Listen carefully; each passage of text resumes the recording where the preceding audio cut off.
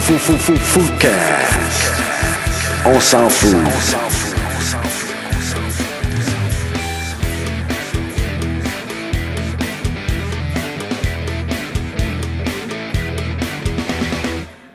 Aujourd'hui, nous recevons pour notre Foodcast la blogueuse Cassandra Carrière du blog La Boufferie. Bonjour Cassandra. Bonjour Alex.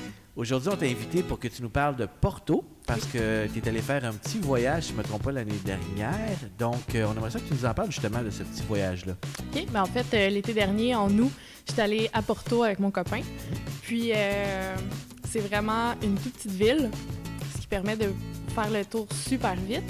Puis, c'est très touristique en août, sauf que c'est super facile de trouver des petites places super typiques, de bien manger. Puis justement, il y a des portos sur l'autre bord de la rive qui sont très intéressants. Ouais. Parle-moi justement un peu. L'autre bord de la rive, là, si je ne me trompe pas, c'est Villanova de Gaia, c'est ça? Oui. Fait que qu'est-ce qui se passe spécifiquement à cet endroit-là? En fait, Villanova de Gaia est en face de Porto. Ce qui les sépare, c'est le Douro, qui est un long fleuve à Porto, justement.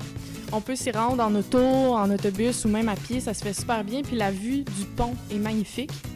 Puis à Villanova de Gaia, c'est les producteurs de Porto qui sont situés là. Quand je suis allée, je m'attendais à avoir des vignes, à faire des vendanges, à goûter plein de choses. Puis finalement, il se trouve que les vignes sont situées au nord-est de Porto. La culture se fait là-bas. Puis quelques mois plus tard, les barils sont acheminés par le Douro en bateau à Villanova de Gaia pour vieillir parce que le taux d'humidité là-bas est parfait, puis tout ça pour le vieillissement. OK. Donc, les producteurs sont là, puis il est possible de visiter les caves, de faire des visites, de goûter énormément de produits également. Donc, on ne goûte pas, on ne visite pas directement à Porto. Il faut traverser pour aller vivre cette expérience-là. Voilà. Ce que tu as fait d'ailleurs. Oui. Ouais, peux-tu nous en parler un petit peu? En fait, la première journée, on a décidé d'aller à Villanova de Gaia, passer la journée là, goûter plein de produits. On a fait l'erreur de prendre, mon copain et moi, chacun une dégustation. Ce qui fait qu'au bout d'une heure, on n'était plus capable de boire du Porto, puis on est retourné, puis on est revenu le lendemain. Donc... Parce qu'il faut préciser que c'est un produit qui est très riche, oui, qui est haut en teneur d'alcool, donc c'est pas quelque chose qu'on peut faire. On peut pas boire beaucoup de Porto à la fois. Non, c'est ça. Donc, je suggère vraiment de partager des dégustations. Puis ce qui est le fun là-bas, c'est qu'il est possible de prendre des dégustations de base, qui est la visite avec un verre. Okay. Mais je me dis, tant qu'à être sur place, aussi bien découvrir, il existe tellement de types de Porto, c'est la chance justement de prendre 3-5 verres, de les comparer, puis de voir qu'est-ce qu'on aime. Donc, on est allé à Offley, on a pris 5 verres différents, dans des blancs, des rubis, Label Old Vintage, Tawny. On a goûté, ils nous donnent même des napperons avec, pour prendre des notes de dégustation, puis tout ça. On a crachoir, verre d'eau, tout ce qu'on a de besoin. Okay. Puis, évidemment, il y a un Villanova de Gaia, c'est lorsqu'on traverse la rive, la première chose qui nous frappe, c'est un grand sidewalk. Puis, il y a beaucoup de producteurs, mais c'est les plus touristiques, ceux-là, parce qu'évidemment, c'est les plus proches. Puis, plus on s'éloigne, plus c'est tranquille, puis plus ça vaut la peine. Offley est un petit peu plus loin, ça vaut vraiment la peine. Mais si vous pouvez, Graham, et ça se fait en autobus, en fait. Et je vous recommande l'autobus parce que c'est environ 1 heure à pied. OK. C'est 45 minutes, 1 heure à pied. Surtout qu'il y avait un détour quand on est allé parce qu'il y a une rue qui était barrée. Mais ça permet de visiter la ville, par exemple, qui est vraiment située en haut de la montagne. Puis qu'on savait même pas qu'il y avait une ville là, okay, autre que des producteurs. Fait que ça nous a fait passer par là. Puis, les visites sont beaucoup plus complètes.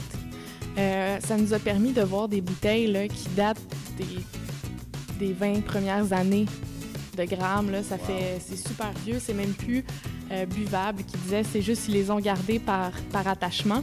Puis ça permet de voir tout ça, puis de goûter beaucoup aussi. Justement, Cassandra, parlons Porto. Pour le profane comme moi qui ne connaît pas vraiment ça, explique-moi un peu justement ce type d'alcool-là.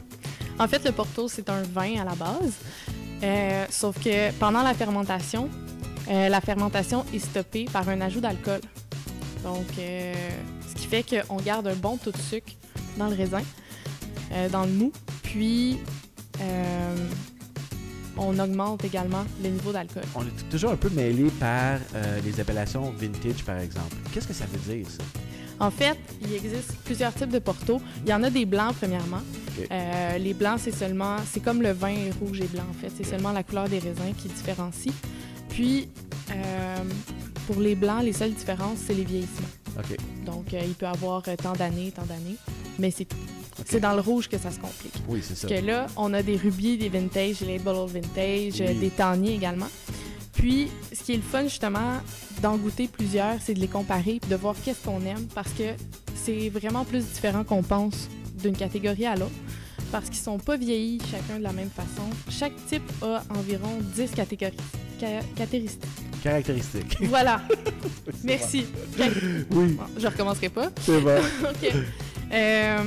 Qui différencie au niveau de dans quoi ils sont vieillis. Est-ce que c'est des grands foudres ou est-ce que c'est des barils?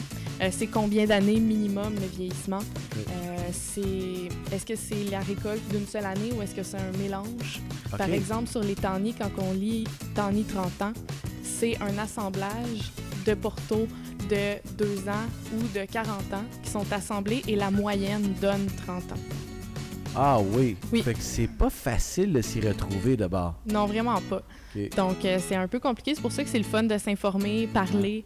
Puis, c'est ça, goûtez-en beaucoup. Par exemple, les rubis sont très jeunes. OK. Donc, beaucoup sur le fruit, des notes de chocolat. C'est super intéressant. Par contre, si on va sur le tanny, plus on vieillit en âge, plus on tombe sur la vanille, sur le caramel, sur le bois. Donc, ça dépend vraiment des goûts, de ce qu'on aime. Wow, c'est super intéressant. Ça, j'imagine qu'on peut faire cet exercice-là, bien entendu, ici même. Oui. On peut faire ça entre amis, on peut s'acheter quelques bouteilles, on peut bien se faire conseiller, n'est-ce pas? Oui. Mais on peut aussi vivre ça à l'extérieur. Si on va chez Porto, comme tu Ouais. as fait toi-même, c'est ça? Oui. Ça, c'est vraiment super. Dis-moi donc, si moi, là, je me cherchais une bonne bouteille, OK? Ouais. Qu'est-ce que toi, tu me conseilles? C'est sûr que moi, j'adore les produits de Graham. Oui. Surtout, je me suis découvert un faible pour les tannies. OK? Puis, leur tannies, comme je disais, les âges, c'est une moyenne d'âge. Oui. Les portos de Graham sont reconnus pour être toujours un peu plus âgés que la moyenne qui est sur la bouteille, ce qui fait que leur 30 ans est peut-être un 35 ans. OK. Puis, leurs tannies sont vraiment très, très bons. J'ai aussi beaucoup aimé leur Ruby Six Grapes, qui est un mélange de justement 6 raisins, 6 cépages différents, qui se vend en demi ou en grande bouteille, puis il est vraiment génial. Pour ceux qui Wow. aiment ça un peu plus fruité, là. Ben, on va l'essayer. Je te remercie beaucoup. Alors, on rappelle aux gens que Cassandra, tu as un blog laboufferie.com, Oui. n'est-ce pas? Et bien entendu, tu as un profil sur On s'en fout, où Oui. est-ce qu'il y a plein de super recettes. Et comme tu es une blogueuse, tu as tous les autres médias sociaux sur Ouais. lesquels tu es présent. Et on voit plein de photos de plein de trucs de bouffe. Donc, on va inviter les gens à te suivre. Et bien entendu, vu que tu as bien fait ça, on va te réinviter. Merci, Cassandra. De rien. Merci, Alex.